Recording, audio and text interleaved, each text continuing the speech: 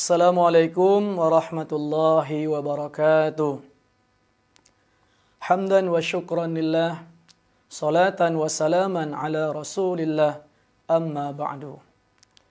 Hadirin, sahabat Madin TV rahimakumullah, dimanapun Anda berada, berjumpa lagi bersama saya dalam acara Kultum Siraman Rohani di akhir bulan Ramadan ini.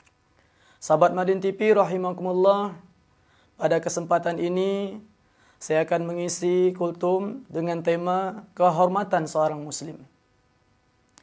Rasulullah SAW bersabda dalam sebuah hadis yang diriwayatkan oleh Imam Tirmizi. Rasulullah SAW bersabda, "Man nafasa an kurbatin min kurabid dunya, nafasallahu anhu kurbatan min kurabil akhirah. Wa man yassara ala mu'sirin fid dunya, yassarallahu alaihi fid dunya wal akhirah. Wa man satara ala muslimin fid dunya, satarallahu alaihi fid dunya wal akhirah. Wallahu fi aunil abdi ma kana al-abdu fi aunil akhi." Yang maknanya Rasulullah SAW bersabda, barang siapa yang meringankan atau menghilangkan kesusahan saudaranya yang muslim di dunia, maka Allah SWT akan meringankan atau menghilangkan kesusahannya di akhirat kelak. Dan barang siapa yang memudahkan urusan orang yang ke dalam kesulitan, maka Allah akan memudahkan urusannya di dunia dan di akhirat. Kemudian Rasulullah bersabda lagi, barang siapa yang menutup aib saudaranya yang muslim di dunia, maka Allah SWT akan menutup aibnya di dunia dan akhirat. Dan Allah akan senantiasa menolong seorang hamba selagi hamba itu menolong saudaranya.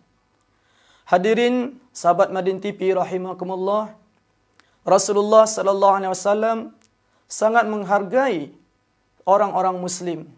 Rasulullah SAW menganjurkan kepada kita untuk senantiasa menutup aib saudara muslim, memudahkan urusan seorang muslim, dan Rasulullah SAW menganjurkan atau memerintahkan kita untuk membantu urusan saudara muslim. Bahkan Rasulullah SAW memberi peringatan, barang siapa yang suka membuka aib saudara yang muslim, maka Allah membuka aibnya sampai di dalam rumahnya. Hadirin rahimakumullah, pernah kejadian hikmah daripada zaman Rasulullah, sahabat dan tabi'in. Kisah-kisah mereka yang bersungguh-sungguh untuk menutupi aib saudara yang muslim atau menjaga kehormatan saudara yang muslim. Pernah suatu ketika Rasulullah SAW di waktu menjelang maghrib, Rasulullah SAW makan bersama para sahabat radhiyallahu anhum. Maka ketika makan, salah seorang sahabat radhiyallahu anhu buang angin, yang buang anginnya tidak terdengar tetapi baunya tercium tidak sedap. Sahabat radhiyallahu anhum tidak ada yang berkomentar satupun, tetapi nampak dari wajah mereka, mereka tidak suka dengan kejadian tersebut. Maka melihat hal begitu, Rasulullah SAW bersabda, "Wahai para sahabat, siapa yang sudah makan daging onta tadi, maka hendaklah kalian berwudu." Sahabat Madin TV rahimakumullah, begitulah sifat Rasulullah SAW, menutupi aib saudaranya, sahabat radhiyallahu anhum, sehingga tidak ada seorang sahabat pun yang tahu siapa yang buang angin tersebut. Begitu juga kisah hikmah Umar radhiyallahu anhu, ketika Umar radhiyallahu anhu sedang bermusyawarah dengan para sahabat radhiyallahu anhum, dengan tiba-tiba seorang sahabat terlepas buang angin sehingga buang anginnya terdengar oleh satu majlis.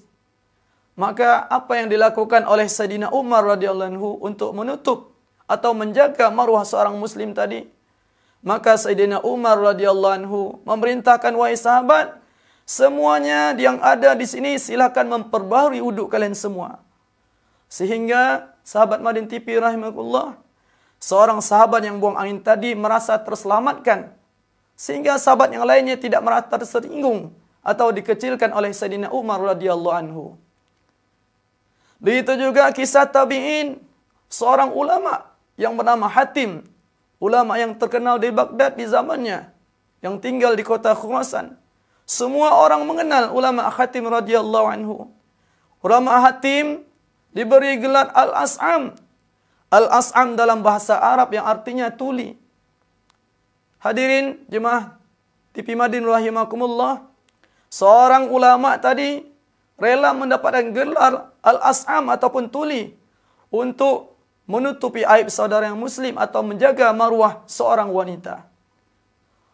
Diceritakan oleh Imam Al-Ghazali dalam kitabnya Nasaibul Ibad, Hatim radhiyallahu anhu pernah didatangi oleh seorang wanita menceritakan masalah pribadinya, ingin bercerita, ingin bertanya kepada ulama mengenai solusi masalahnya.